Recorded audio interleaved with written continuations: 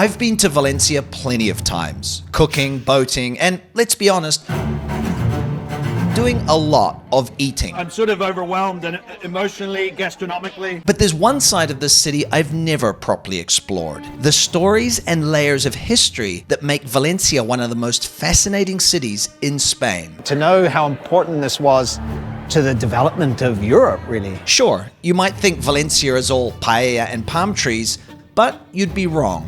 We're talking underground Roman ruins most tourists miss, hidden medieval porn, cannonball-scarred towers, and yes, the actual Holy Grail.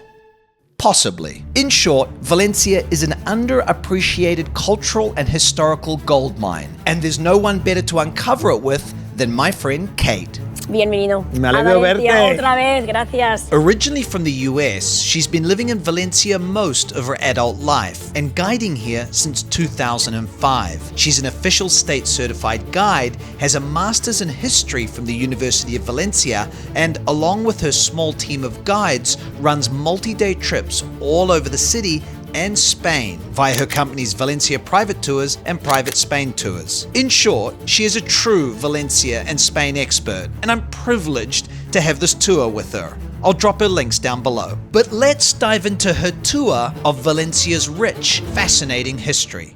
The reason that we are kicking off here is because this is where the Roman Temple of Diana was. Okay, right by the cathedral, right? Right on this site of this whole cathedral right behind me. Yeah. Temple of the Goddess, I mean, that's pretty awesome. As a Kiwi, whenever I hear about Roman temples, I get very excited. Yeah, me too, from an old pagan from the middle of Maine. But Yeah. anyway, then it became a Moorish mosque Okay. for 500 years. Yeah. And in 1238, it was Yeah. converted to a Christian cathedral, which is what we see Which is today. what we see here. One of the things I love about a great guide is how they show you things you'd normally just walk past. Kate takes me around the side of the cathedral, which we'll visit later, to show me something I would never have seen. There are hidden rocks everywhere that tell us secrets about the city. Okay. Although this is the early 20th century Archbishop's Palace, And okay, so this building is early 20th century. it's from the Archbishop's Palace actually, but the stone here is from a Roman stone that was in its market plaza. Yeah. That was a unit of measurement. Okay. So they would put it on the ground, put their grain inside that measurement, Yeah. and instead of weight, they would know how much it was. So this was like a ruler. This was to measure here, and it was just used, right? It was used, and we have a Roman stone secretly holding up half of our buildings today in Valencia still. Well, I mean, it's true that back in the Middle Ages, that was more recent, obviously, but people were good at recycling, right? People used things. They reuse them all the time, not just because it didn't save the planet necessarily, they weren't thinking about, but it saved them money, which is important. Of course. But wait, there's more. So James, I have to tell you, we're a little bit notorious in Valencia for our medieval pornography. We do have it in a lot of places. One of the images you can see of the gargoyles. Oh, wow. Okay, is yeah. up there, and we might have to zoom in on the camera, but there's a woman holding her breasts. And that would have been based on a prostitute. Really? We will see some other, even more graphic ones, so stay tuned. It's pretty incredible to think of the different mindset that you would build that into your cathedral. You know what I mean? Into your cathedral. It absolutely makes sense Yeah. when you look at why it's there. Yeah. Gargoyles are representative of demons and devils Okay. suffering in eternity Yeah. for their sins. Yeah. So they're meant to be there, not just to bring water As a off, which is warning. their function, where they're just to bring water off the roofs, but their social function is to remind you of your sins. And it's quite clever when you think about it, because I just caught you thinking about it, already a sin, Yeah. so go to confession, right? Pay up. Right in the heart of Valencia, tucked just below street level, is La Almoina. It's easy to miss, but step inside and you're walking through layers of the city's past. Roman, Visigothic, Moorish, it's all here. And together it tells the story of the very foundations of the city. Now, the first most impressive sight you're going to see is the Cardo Maximus, the north-south street that connected everybody back to Rome. This was part later of the Via Augusta. Okay. That means you could keep going up north and you would go around the Mediterranean and all the way back to Rome. Wow. So as we go by this amazing road still intact, I mean, there are worse roads in Spain today, to tell you the truth. Yeah. And do you see that one stone that looks like it's out of place? Just over here, right? Yeah. Do you have any guesses on what that might be? No idea. It's not out of place. It's actually a Roman speed bump. The chariots had to be in a uniform size, Yeah. so no matter where you went, you had to just go slow enough so the wheels would go on either side. So It was a way to keep chariots uniform and so that everybody had the same kind of wheel span or whatever. they had to have the same wheel span so that it was more efficient when you were going to war and you had to bring merchandise and when you had to bring weapons, Yeah. that every wheel width would be the same. So that's why all of the speed bumps in the Roman Empire were also the same size. After the fall of the Roman Empire, tribes like the Visigoths took control of much of Spain, including Valencia. But unlike the Romans, they didn't leave behind many records. So this chapter in the cities and Spain's story feels more like a shadow. It's there, but it's harder to pin down. So what's unique here is that you don't get to see in a lot of places in Europe or in Spain 6th century architecture. It's not very good because the Visigothic architecture, not to be confused later with the Gothic, are Roman stones, but not Roman construction. You see those gaps in cement? You've been to Segovia, right, James? Yeah. And there's still an aqueduct standing without a drop of mortar or sand. Yeah. And here they just slab on these Roman stones, and every language in Europe has the word vandal because they vandalized. They took down and used it for their own structures. If you can see pieces of Roman junk just put into their crude little early Christian churches. So they just weren't, I mean, are we being unfair on them or they just weren't as good as the Romans at doing this stuff? They were not as good at anything. Yeah. They weren't even as good as fighting as tribes because they were mostly ununified and sometimes would fight each other. In 711, Muslim forces crossed into the Iberian Peninsula, and just a few years later, Valencia was under Moorish rule. And while much of Europe slipped into the Dark Ages, Al-Andalus, as Muslim Spain was known, became a hub of science, architecture, and learning. And cities like Valencia thrived. So the Moors ended that Dark Ages, and this is examples of how much culture they brought into Spain. And this is why Spain and Portugal are unique from the rest of Europe. Because of the Moors, Spain and Portugal were thriving. They had factories and ceramics and education and mathematics and science. For 500 years, Spain and Portugal were pretty much thriving, whereas the rest of Europe was trying to catch up. Just briefly, every week I share free, no-fluff advice about moving to Spain by email. Visas, tax, housing, integrating into daily life, the lot. So if you're looking at making Spain home or just asking, could I really do this? Then head to spainrevealed.com/subscribe to start receiving my emails. After learning about everything the Moors brought, culture, art, astronomy, I think we've earned a little horchata.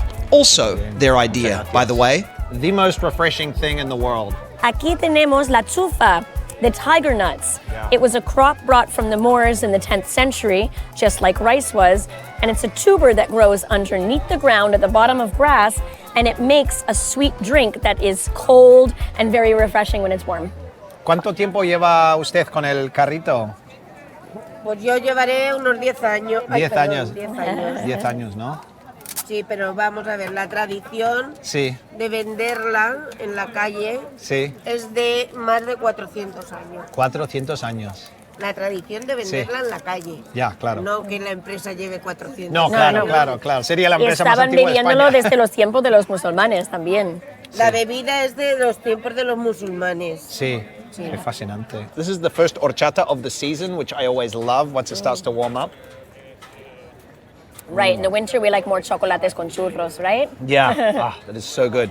But you know what it tastes like to me? And this sounds so wrong and not yummy.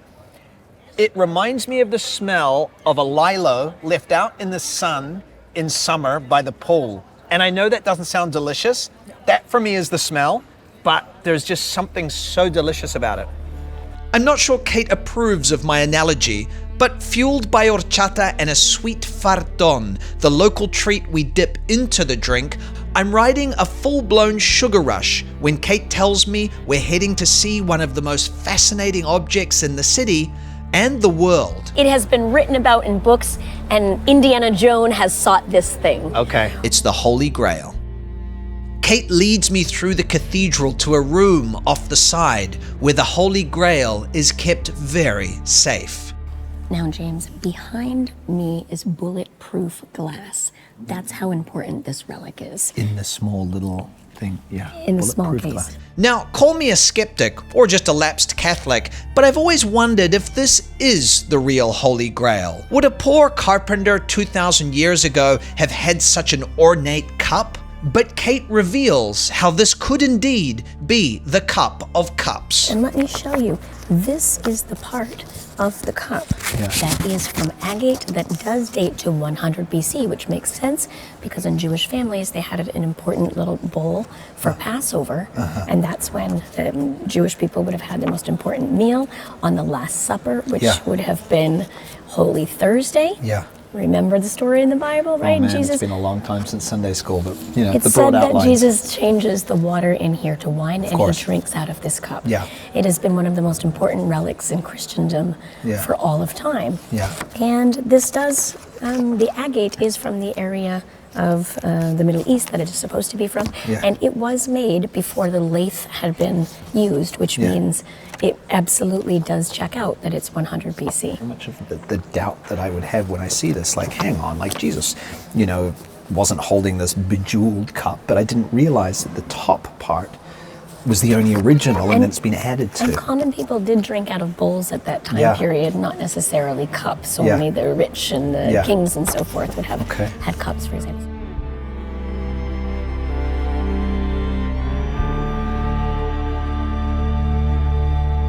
In Catholicism, relics are very important because they are pieces of personal items or pieces of body parts of important Catholics when they became saints. And this is our arm of Saint Vincent the Martyr. Saint Vincent the Martyr was a Christian under the Romans when it hadn't when the Edict of Constantine hadn't happened in 313. So it was still a pagan Exactly. empire. And so in 304 AD, he died in a jail here just because of his Christian faith. Okay, and this is his arm. This is his arm. And yeah, you know, unlike many relics where you can't really see much of it, it's an arm. It's a mummified arm, it really is. But the medieval world wasn't all piety and prayer, which is how we find ourselves going from the mummified arm of St. Vincent to yet another risque medieval gargoyle. Can you see that little gargoyle mooning us right there to the left? Okay, if I can't find it, we'll find a photo online to zoom in, but yeah, there's a guy mooning. I understand the prostitute idea, like, you know, the sins of the flesh and all that, but like mooning, I don't quite get the... Sodomy. Ah, okay. And if you can see that guy up on the end on the corner, you can see what he's doing with his hand. Is he masturbating? He is pleasuring himself, yes. Wow. I kind of feel like between the prostitute, the mooning, the sodomy, the masturbation, we've kind of hit all the bases, right?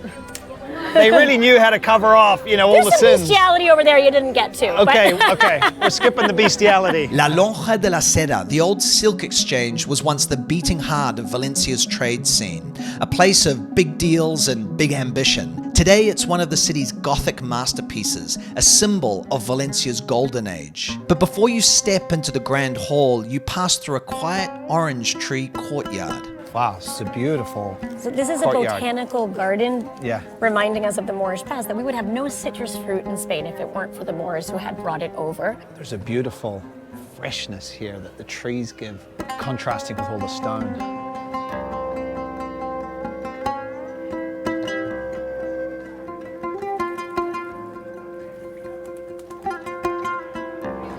So we are at the UNESCO World Heritage Site of the Silk Exchange. The old Silk Exchange is considered one of the best examples of Gothic architecture in the world on a secular building, because this is not a church. No, This, it feels like a church when you look around. It has a church-like feel. it's like the Wall Street of the 15th century. Okay. If you'll notice around me, Yeah. the columns, do you see a type of tree that they look like? Palm trees. I'm You- getting a very strong palm tree. You are right, Vibe. because it was built by the Mudéjar. They're the Muslims who stayed underneath Christian rule, and Yeah. the Moors were originally from the desert. Yeah. So in the desert, when they saw a palm tree in the distance, they knew there's water. Yeah. When there's a water, there's an oasis, and there's a rich patron controlling that resource. Yeah. That's why a palm tree is a symbol of Moorish prosperity, yet built with Jewish money for the Christian Kingdom of Valencia and the Crown of Aragon. So the three cultures working together. Harmoniously for a good part of the time. Of course, it's a long time period. Yeah. But for a great deal of time, they needed each other, and it was a symbiotic relationship, especially with a great deal of Jewish history and Muslim history here. A silk exchange. So why silk? Why was silk important? Well, we have to understand that most of our textiles in Europe were pretty itchy at that time period, a lot of wool. Yeah. And if we could get our hands on silk, oh, we all wanted it. We're talking about the thick silk of robes from queens and kings, but all of that came from China.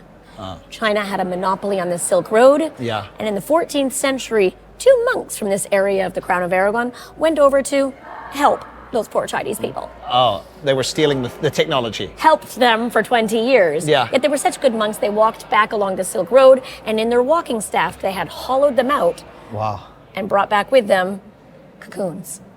And they Really? brought back silkworms with them in the cocoons. These stories that we don't know, you can walk around here without knowing all of that, right? You're just like, okay, beautiful building.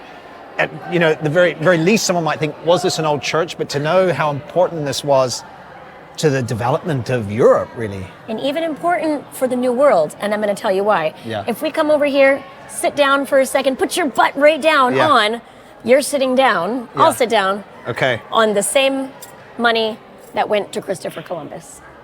Okay. Now, the most important guy in our history here, one Yeah. of the most important guys, is Luis de Sant Angel. He was a rich Jewish silk merchant, Yeah. and he is the one that connected Queen Isabel and Christopher Columbus. Really. Absolutely. We have the documentation and Yeah. the letter used to be in the archives of Valencia, now it's in New York, but it's a letter from Christopher Columbus to our friend Luis Sant Angel.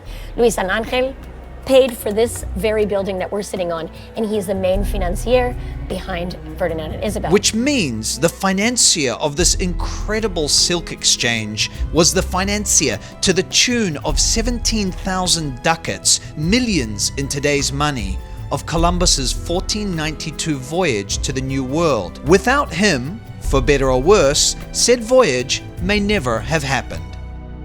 From the hushed stone halls of the Silk Exchange, we step right into Valencia's beating heart, the central market. And this is like our cathedral dedicated to food. It's loud, colourful, and like all good markets, a little chaotic. And it's still operating as a market. People still shop here, and I mean, it looks like it, obviously. Absolutely. You can see the rabbits and the chickens sold together Yeah. for the Valencian paella.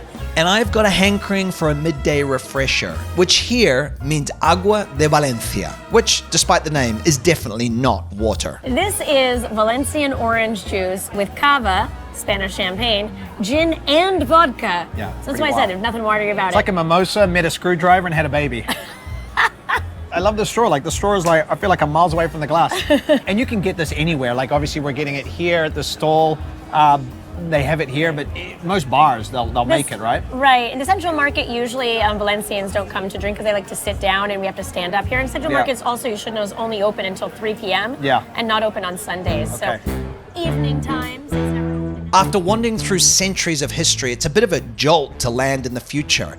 But that's exactly what it feels like when you hit the City of Arts and Sciences. All white curves, space-age glass, and architectural features that look like they belong on another planet. The City of Arts and Sciences is about 1.5 kilometers long within the public park. So all of this was the old River Turia Yeah. that flowed throughout Valencia throughout its history. In 1957, there was one final flood, Yeah. and the city said no more, and they diverted the River Turia to the north and south of the city. So it's a public park that people can go into. They usually don't go into the structures themselves. The They come City of here Arts to and Science is see- a public space, yeah? They come here to see the architecture, like you'd go to the Guggenheim in Bilbao, for example. So each one of these, for example, the first is the Opera House, but in sculpture, Santiago Calatrava wanted it to look like a fish. In fact, everything in here represents something that you can see in the natural world. So for example, the IMAX theater looks like a human body part. You have any guesses? Oh my God, I feel like I'm failing all the guessing things. I'm looking at it looks like a beetle to me. A head? I don't know. There's no wrong answer. It just depends on what angle you're looking at it from, according to the Calatrava. But it is supposed to be a blinking eye. It opens and closes the glass part in front of the circular. Okay, yeah. So that's the IMAX theater with the planetarium style and science and nature movies. Yeah. Then the largest structure you see Here. is the Science Museum, but in sculpture it's supposed to look like the skeleton of the largest animal still on the planet. There's like riddles in here. I kind of love it. A whale? Very, oh, there you go. Okay. I'm not an idiot, I promise. Finally, we have the bridge, which we kind of call the jamonero. Yeah, because looks like yeah, for where you put your ham on it. a ham holder. Yeah. But it's supposed to look like a harp in the art. It's beautiful, and I remember when these were built that there was a lot of hoo-ha around it. Like, was this just like spending money, and it was pre-crisis, In pre-economic crisis? 1997, we were still in the peseta, and it was given a whopping budget. Yeah. Finished 10 years later is what sealed the deal and put Valencia on the map for Yeah. a lot of people, if you will. If you remember Yeah. that year 2007, not only was this inaugurated, but we also had the America's Cup here, the World Yeah. Cup for sailors, and the Formula One was here. Okay. So really, it's 2007 that I pinpoint people really starting to find out about Valencia. Find out about the city. We head closer, and Kate shows me something remarkable about Santiago Calatrava's design. Some secrets to Santiago Calatrava's genius. Yeah. If you stand here and I go over there, James, Okay. wait for it, because you're going to hear something from all the way over there. Okay. I'm standing here, here in this corner. Hi, James. Oh, wow. There's no microphone here. This is just That is incredible. I can hear Kate an perfectly. example of Calatrava's genius.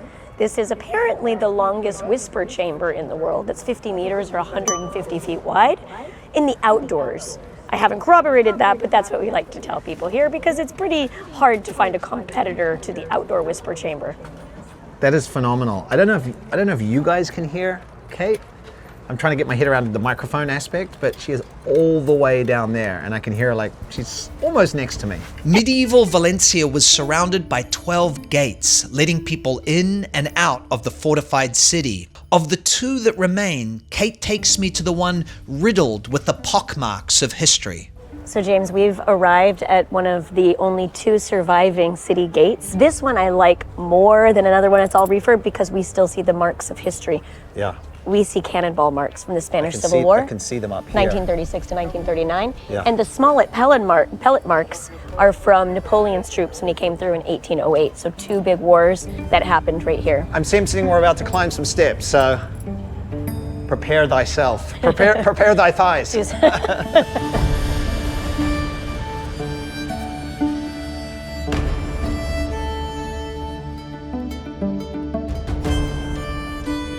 I just find it fascinating that these towers are right in the middle of the city, or the modern city. This was the city right here, and everything else on the outside was not part of the city of Valencia. This is the inner, and then everything else was beyond. Of course, this part's open. That's got slits for arrows and everything. Exactly. For archers. Yeah. If you arrived after 10 p.m. at night, it was Yeah. a dodgy land. Yeah. 8 in the morning, sometimes it would be earlier, they would ring a bell. Yeah. And then all of the peasants could come in to sell their food from the farmlands. Hola, buenas. So these towers are all great to come up to get a view of the city, right? It is, because there's so much to see, and because it's so flat, you can see everywhere. You can see the Torres de Serranos from over there. Ah, With the right flag there, on top. medieval tower, yeah. So that's the Carmen effectively the neighborhood over medieval town came around here. And so everything down here that we see on the old side of the, wow, don't look down. Don't look down, vertigo. got a bit weird in the legs You there. okay, James? Is what we've explored so far. So, you know, from the Romans at the beginning. Absolutely. So this is all known as the Ciutat Vella in Yeah. Valencia, and the Old City. Yeah. The Old City is made up of the Roman part, Where we started. the Moorish part, and it came out a little bit further away to the medieval part where the medieval walls encircled the city. 1850s, early 1900s, the Industrial Revolution happens and our medieval walls come down. And this is where the medieval wars, these gates, yeah. Exactly, so that factories could be built on the outskirts of our city. Yeah. But now, they're not factories anymore. Sometimes they're schools, museums, and then all of this has been made into the city where villages have been Beyond connected. there. And there's 88 different neighborhoods of City of Valencia today. Thank you, Kate. I feel like I've got a real good sense of the city that I've been to so many times, but you know, being with hyper focus. And so you know where to go if you guys want to explore, you know, the city and understand the history and the food. And I feel like I need to make more videos with Kate because there's a lot more to tell. So guys, come to Valencia. I hope you manage to, you know, get the most out of this, you know, your trip like I have today and really experience this beautiful city. All right, hasta luego. We'll see you in Thanks, Spain. James. Ciao.